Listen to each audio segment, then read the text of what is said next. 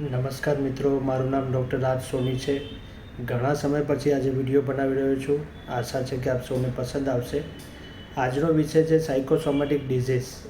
સૌથી પહેલાં જાણીએ કે સાયકોસોમેટિક ડિઝીઝ હોય છે શું. સાયકોસોમેટિક ડિઝીઝ એટલે માઇન્ડમાં થતી ગતિવિધિઓના લીધે શારીરિક અંગો ઉપર રોગનો ઉદ્ભવ થવો. હાલના ભાગદોડભર્યા જીવનમાં દરેક વ્યક્તિનું મગજ પહેલાં કરતાં વધારે પડતું એક્ટિવ અને વધુ લાંબા સમય સુધી દિવસ દરમિયાન એક્ટિવ હોય છે. જે વધુ એક્ટિવિટીના કારણે મગજ તેની શરીર પર છાપ છોડે છે અને આ ધીરે ધીરે છાપ વધી એક રોગનું સ્વરૂપ ધારણ કરે છે.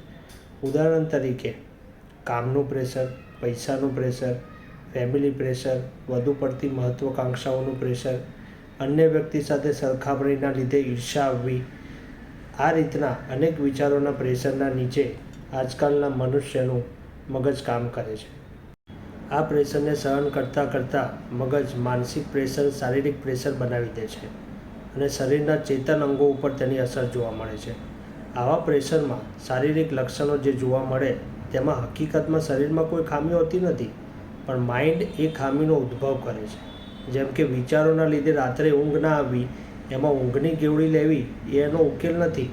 એના બદલે વિચારોનો ઈલાજ કરવો એ એનો ઉકેલ છે. આવી જ રીતે દરેક સાયકોસોમેટિક ડિસઓર્ડરના લીધે ઉદ્ભવેલી શારીરિક સમસ્યાઓ માટે લક્ષણોને આધીન દવા લેવા કરતાં તકલીફના કારણને આધીન દવા લેવી એ વધુ કારગર રહેશે.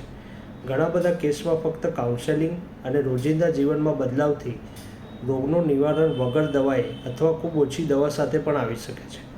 આજના જમાનામાં જોવા જઈએ તો યુવાન કરતાં વધુ ઉંમરના વ્યક્તિઓ વધુ પોઝિટિવ જોવા મળે અને અત્યારની જનરેશન કોઈ નાની વાતમાં પણ ડિપ્રેશનમાં આવી શકે.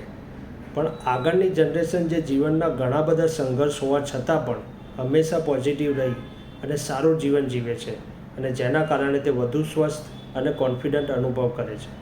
હાલની તારીખમાં મેડિકલ સુવિધાઓ ઘણી સારી વિકસિત છે, જેના લીધે ઘણા રોગો પર નિયંત્રણ આવી ગયું છે. પણ સ્વસ્થ શરીર હોવા છતાં અસ્વસ્થ મન હોય તો રોગ પ્રતિકારક શક્તિ પણ સાથ આપતી નથી. આ પ્રકારના રોગોમાં હોમિયોપેથિક સારવાર કારણનો અને વ્યક્તિની તાસીરનો ઈલાજ કરી જીવનને વધુ સરળ બનાવવામાં મદદ કરે છે. સારવાર માટે નીચે આપેલા વોટ્સએપ બટન પર ક્લિક કરો અને આ મુજબની દરેક સમસ્યાનો ઉકેલ મેળવો.